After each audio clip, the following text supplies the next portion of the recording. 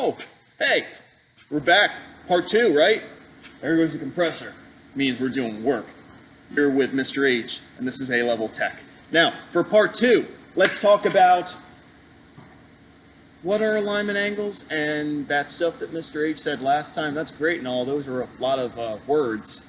But what does that mean for me? I'm a visual learner.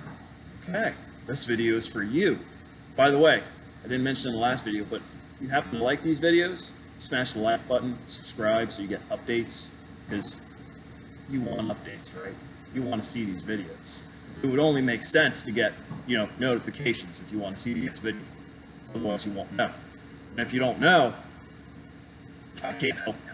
So, subscribe. It'll work out for you in the long run. Okay. Now, since we were talking about alignment angles, and I had that cool bubble tool, it just so happens I have a really old school tool for you guys. You ready for this? This thing's like ancient, but it works very well for explaining alignment angles. So, yeah, old SnapOn. That's the original logo. All right, now what's this thing do?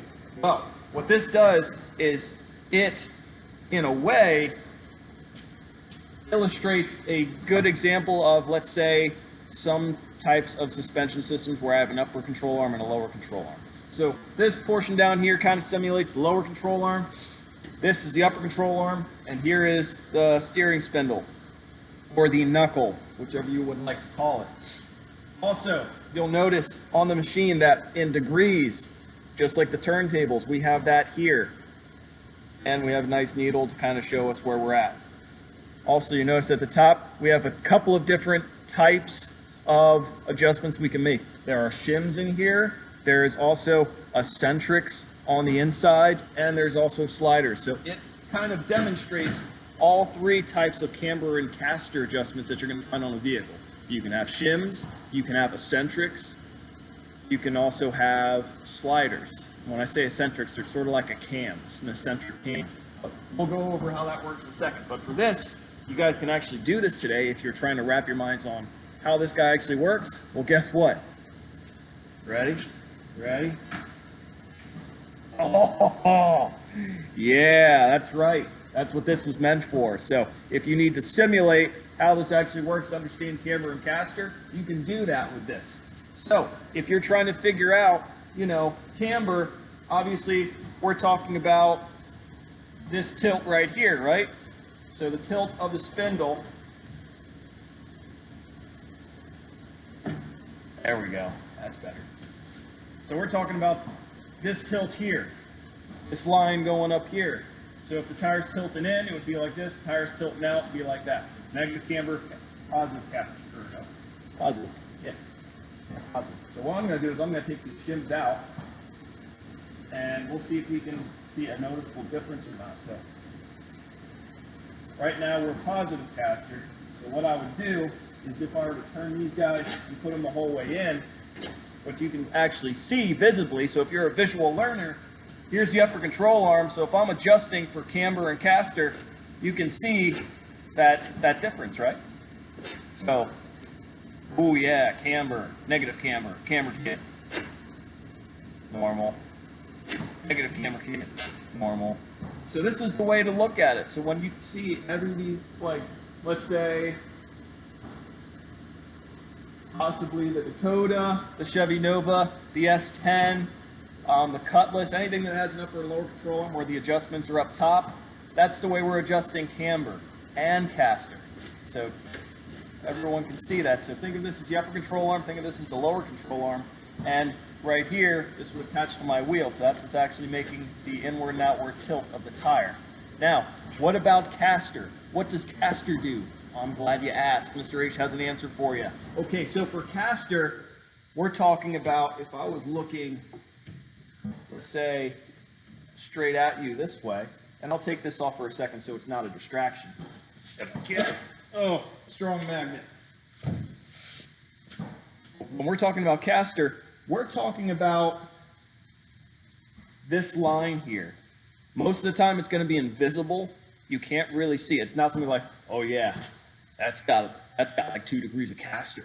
Yeah, no, you're not going to be able to see that. Not without doing a compensation between zeroing out the gauge and doing maybe 10 to 20 degrees one way and 10 to 20 degrees the other way. But some of these, especially for this machine right here, you can see the tilt. So right now, if I was looking straight up and down, so think of this as the lower ball joint, this is the upper ball joint.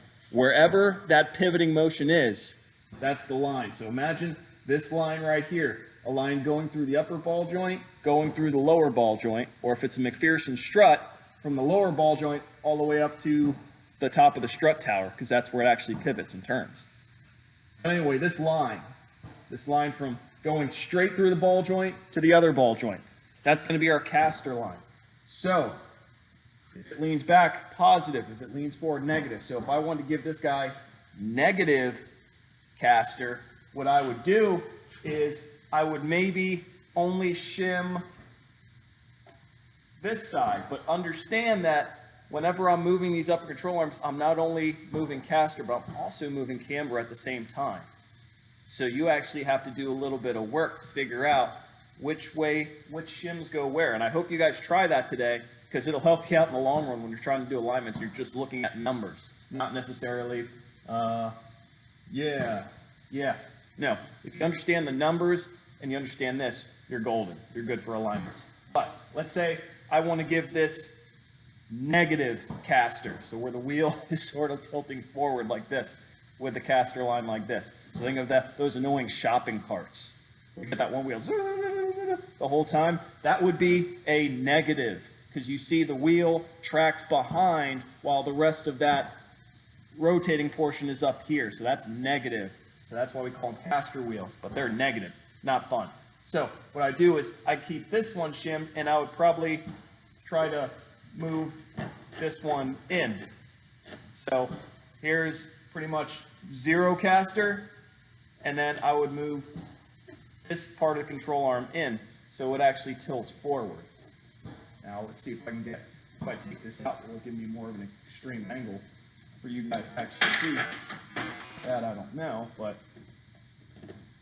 I shall try my best. There we go. So can everyone see the difference there?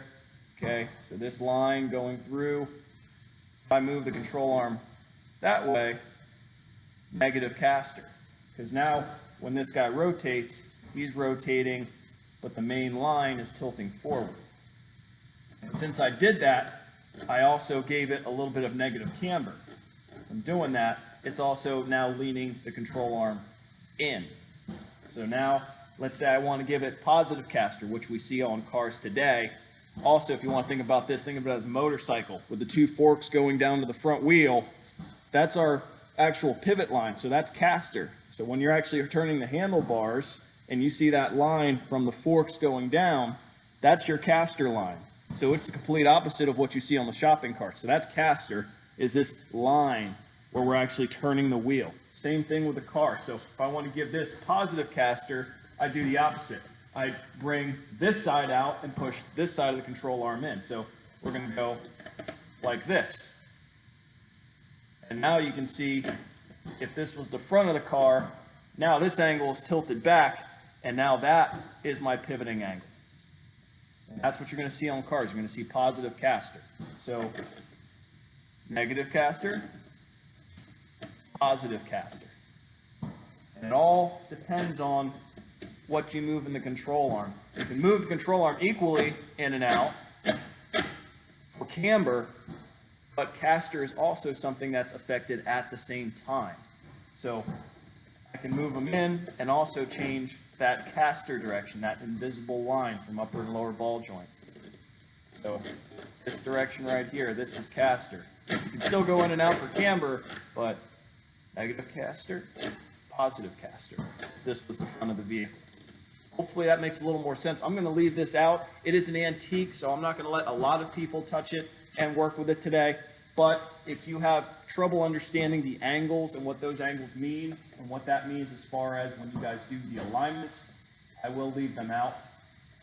But these simulate shims, just pieces of wood. But that would simulate shims. On the inside, there's also eccentrics, and then there's sliders in the back. So you can simulate all three different styles that you might find on a car, whether it's on the lower control arms, on the upper control arms. It could be on either. Hopefully that, guys, for those of you who are visual learners, hopefully that helped you out a little bit. You can also do this if you, let's say a car's taken up or you don't have enough cars to work on and you still want to use the bubble gauge, you can use this. It won't be perfect because this is very old and it's a little temperamental, but it works just the same. I'm Mr. H with A-Level Tech. If you like the video, like it, subscribe. See you guys in the next video.